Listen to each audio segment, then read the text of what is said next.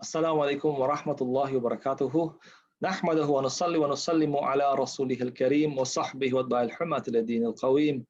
سبحانك لا علم لنا إلا ما علمتنا إنك أنت العليم الحكيم. اللهم جعلنا دعاة إليك وإلى رسولك. اللهم صل على سيدنا وشفيعنا وحبيبنا ومولانا محمد وبارك وسلم. My dear respected brothers and sisters, as we have yet come to an end of another day of fasting, I pray that Allah subhanahu wa ta'ala accept our fast and continue to give us the strength to continue the remaining few days that remain in the month of Ramadan. My dear brothers and sisters, let us ponder and think for a while that the month is slowly but surely coming to an end, with just a couple of days remaining before us. We should reflect at this point in time our vision and our purpose behind all of what we have done for the month of Ramadan. For example, we are in a current period that we find it very strange and abnormal to our normal routine and balances in life. Our children are home, away from school. We are away from work at some of us. Some of us, our work is restricted to a number of days in the week or the month, as the case would be. Some of us do not even have a work at this present time. And certain circumstances have arrived out of the present situation that we are in. Therefore, one must come to the realization that let us look at the month of Ramadan, that despite all these circumstances, what were we engaged in? We were engaged in, by the mercy of Allah subhanahu wa ta'ala, in activities and blessed by the month of Ramadan that Allah had taken us out of a situation that we'd have probably been more stressed with, more difficult to handle had we not had Ramadan with us. Such a guest that had came in our life in this month, subhanallah, that it's mercy from Allah and His blessing at this time in the world is as though Allah has given the Muslims all over the world an opportunity, a benefit, a serenity, a calm, a time in which Allah subhanahu wa ta'ala says, now turn away from the world and turn to Allah. Utilize this time for the sake of Allah. Whilst others would have difficulties, and no doubt many of our own brothers and sisters would have contracted the virus and got sick, and some would have died. May Allah have mercy on their souls, and may Allah subhanahu wa ta'ala grant them the true reward out of their passing and leaving this world. Not that we forget them, or not that we will ever forget what has happened to us at this present time. But we have to be appreciative of the ni'mat and the bounty of Allah, whilst others are as well going through this difficulty and challenge. Allah has placed before us an opportunity in which we can actually find a means of solace, a means of reliance, a means of trust, a means of putting our direction towards and focus on. At least we'd have been in a situation, otherwise, without this present opportunity of occupying our time with something of more value that we see for the life of the hereafter, then what would have been our condition? So we are grateful to Allah subhanahu wa ta'ala in this month for granting us the opportunity in this month to fulfill those obligations that keep us occupied for His deen. And no doubt the reward from it, may Allah subhanahu wa ta'ala accept our good deeds with it. Let us ponder and think what we really achieved. I'm not talking about the blessings. I'm not talking about whatever aspect of ikhlas and whatever we do and what is the final outcome, but really, what has really been the outcome that Allah is showing to us in this month of Ramadan, in the circumstance that we are in? And it makes us understand and focus a little more on what life is really for us. And let us identify one of the ayahs of the Quran which Allah subhanahu wa ta'ala mentions to us in Surah At-Tawbah. Surah At-Tawbah, Allah subhanahu wa ta'ala mentions in verse number 5, He says, أعوذ بالله من الشيطان الرجيم بسم الله الرحمن الرحيم قل لا يصيب إلا ما كتب الله لنا. Nothing affects or shall overcome or happen to us except that Allah has ordained it to happen. Except that Allah has ordained it to happen. And that circumstance and situation that we are in, it is only because Allah has allowed and ordained for it to happen. And Allah subhanahu wa ta'ala says, وَهُوَ مَوْلَانَا هُوَ مَوْلَانَا وَعَلَى اللَّهِ فَلْيَتَوَكَّلِ الْمُؤْمِنُونَ فَلْيَتَوَكَّلْ مُؤْمِنُونَ. That the Muslims should put their trust in Allah. And in Allah, we should really put our trust, the believers. We know our circumstances. We know what we face at this present time. But Allah is telling us, put our trust in Allah. What is the fear that we have today? What is the fear today that we have? That we worry and we are concerned about? The month of Ramadan is here, an opportunity that we have utilized our du'as and our supplications for. What is the fear? The fear of what we are going to face in our society at this present time? Is it the fear of the loss of whatever we have lost in this present circumstances that we are in? Is it the fear that our children are in a situation that they are in at present? Is it the fear that our spouses are not having the correct amount of time to do their duties and their jobs? Are these the fears that we have?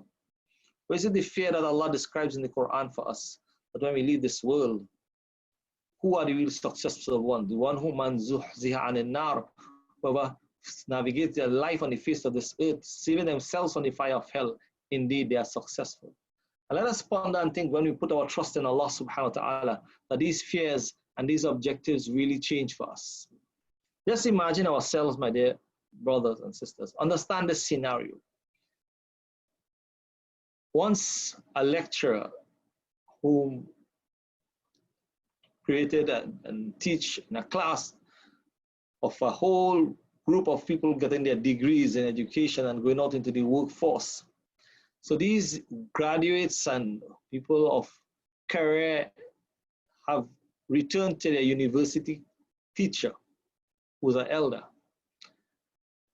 And they wanted to visit him and talk to him and show their gratitude to some extent.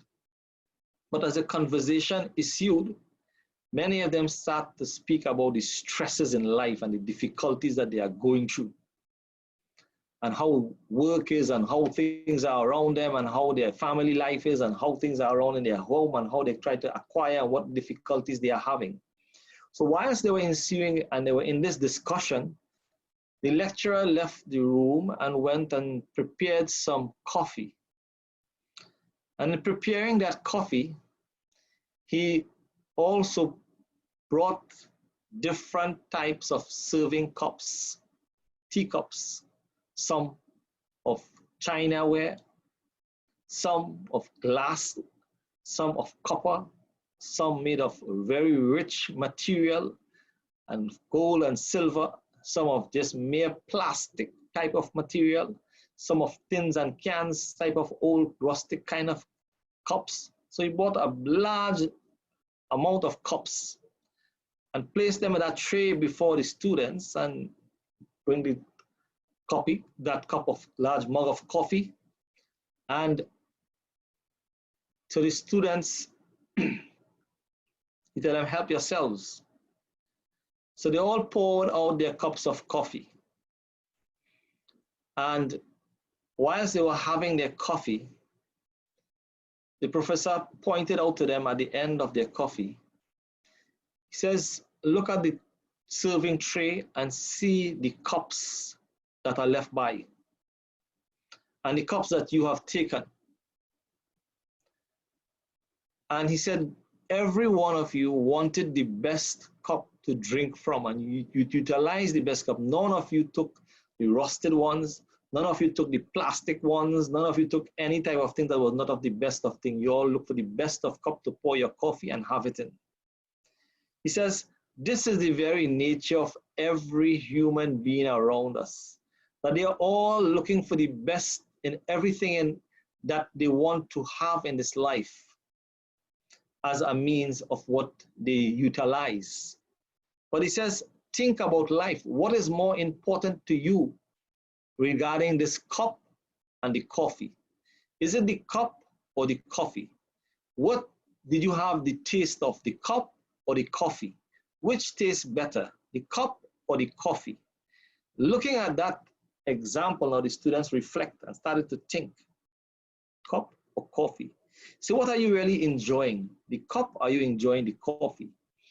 He says, if you take life as this coffee and you take the cup as the necessities or the things that surround our life, all of the things that we are eyeing and looking at, if we look at these things, they are just tools that get us by in life.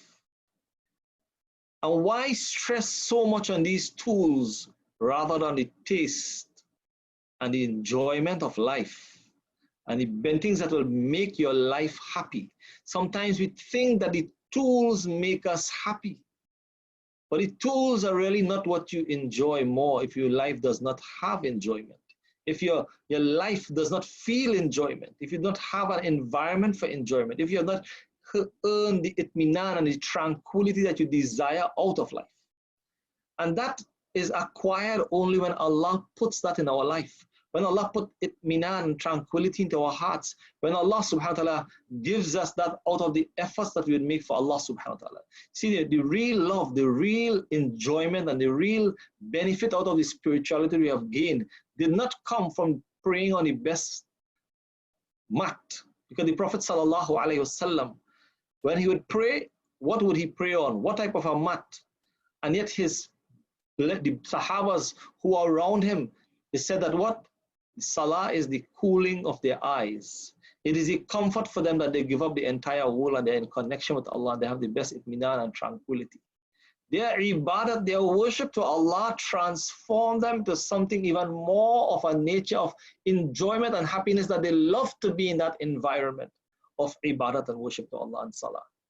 They enjoy their fasting. They enjoy being in the environment of spending and giving and helping one another because they saw in it a benefit to their itminan and their tranquility and their happiness and their love. My dear brothers and sisters, the coffee or the cup, our life, and the tools that surround our life, what really matters is the life that we live. And what will give us the enjoyment that will really affect that life that we live. We might be facing challenging times, but not let the tools of this life take us away from where the real itminan and the real tranquility is. It is with Allah. It is with Allah. And never turn away from Allah. And never turn away into what we might call the difficulties of this world and make a complaint before Allah, because Allah has given us a means to live no matter the circumstances around us, that we will always have a comfort, and that comfort is with Allah subhanahu wa ta'ala. May Allah subhanahu wa ta'ala, through His infinite mercy, bless us that this Ramadan at least will give us some lessons of this nature, that our lives will be improved with our relationship with our Rabb, our Lord, Allah, Rabbul Izzah, our sustainer, our guide, our protector. May Allah accept all our good deeds and improve our lives, inshaAllah. Assalamu alaikum wa rahmatullahi wa barakatuh.